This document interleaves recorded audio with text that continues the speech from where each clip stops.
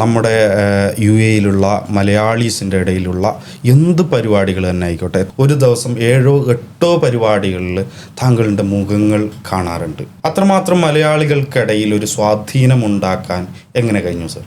സ്വാധീനം ഉണ്ടാക്കിയതല്ല, ജനങ്ങളത് ആക്കിയതാണ്. ഉളക്കാടൻ സാറിനെ ഞങ്ങൾക്ക് ഇങ്ങോട്ടുള്ള ഒരു പിടിവലിയാണോ? അതാണ് മെയിനായിട്ട് നമ്മൾക്ക് ഉണ്ടായിട്ടുള്ള, നമ്മളുടെ അതൊരു കടമയാണ്. ഞാൻ പറയുന്നത്, നമ്മളൊരാളൊരു സംഗതിക്ക് വിളിക്കുമ്പോൾ അത് ഓണർ ചെയ്യാന്ന് പറഞ്ഞാൽ എൻ്റെ ഒരു കടമയാണ്. അത് അവർക്ക് അല്ലെങ്കിൽ ഒരു വിഷമം ഉണ്ടാവാൻ പാടില്ലാത്ത വിധത്തിൽ ഏതെങ്കിലും ഒരു സമയത്ത് ഞാൻ അവിടെ എത്തിപ്പെടും. അതേപോലെ സാർ, യൂസുഫ് അലി സാറുമായിട്ടുള്ള ബന്ധങ്ങൾ, അദ്ദേഹത്തിൻ്റെ എല്ലാ കാര്യങ്ങളിലും ഒരു പക്ഷേ നേരിട്ട് വിളിക്കാനും സൗഹൃദങ്ങൾ പങ്കുവെക്കാൻ പറ്റുന്ന ചുരുക്കം ആളുകളിൽ ഒരാൾ കൂടിയാണ് സാർ. ആ ഒരു ബന്ധങ്ങളൊക്കെ എവിടെ നിന്ന് തുടങ്ങുന്നു സാർ?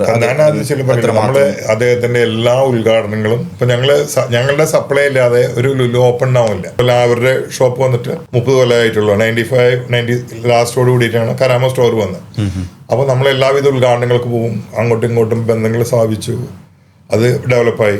കഴിഞ്ഞ പ്രാവശ്യം എന്നെ കൊണ്ടുപോയത് ഷെയ്ഖ് അൽ നഹിയാൻ മുബാറക്കിന്റെ പാലസിൽ അതിഥിയായിട്ട് അവിടെ നിന്ന് തന്നെ വണ്ടി കൊടുത്തയച്ച് അങ്ങോട്ട് കൊണ്ടുപോയി കൊണ്ടുവന്ന് തിരിച്ചു വിട്ടു.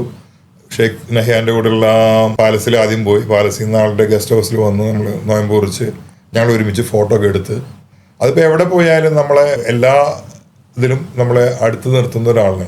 ഞാനില്ലെങ്കിൽ ഉപ്പില്ലാത്ത കഞ്ഞി എന്ന് പറഞ്ഞിട്ട് ഒരു ആളുടെ വീഡിയോ ഉണ്ട്. അതേപോലെ സാർ, ടെക്നോളജി ഇത്രയും വളർന്നു, പുതിയ പിള്ളേർ വരുന്നുണ്ട്. പുതിയൊരു ജനറേഷന് കൊടുക്കേണ്ട, അല്ലെങ്കിൽ പുതിയതായിട്ട് വർക്ക് ഫോഴ്സിലേക്ക് വരുന്ന, ജോലി തേടി വരുന്നവർക്ക് കൊടുക്കാനുള്ളൊരു അഡ്വൈസ് എന്താണ്? എന്ത് ജോലിയും ചെയ്യാവുന്ന ഒരു മനസ്സ് നമുക്കുണ്ടാവും. കാരണം വെച്ചാൽ ഞാൻ ഇന്ന ജോലി ചെയ്യുള്ളൂ എന്നുള്ളത്, ഞാനിവിടെ വന്നു ഓഫീസ് ബോയ് തൊട്ടുള്ള നമ്മൾ ജോലി ചെയ്തു, നമ്മൾ കയറി വരും. പിന്നെ ഇന്ന ജോലി ഞാൻ ചെയ്യുള്ളൂ അല്ലെങ്കിൽ ഇന്ന ശമ്പളം വേണം, ഇതൊന്നും നമ്മൾ നോക്കാൻ പാടില്ല. നമ്മൾ പണത്തിനോ ഇതിനൊന്നല്ല, നമ്മൾ സ്റ്റാർട്ടിങ് നമ്മൾ എവിടെയാണ് കയറി പിടിക്കുന്നത് അതിൽ ഉറച്ചു നിന്ന് അതിൽ നിന്ന് വളരാൻ നിൽക്കണം.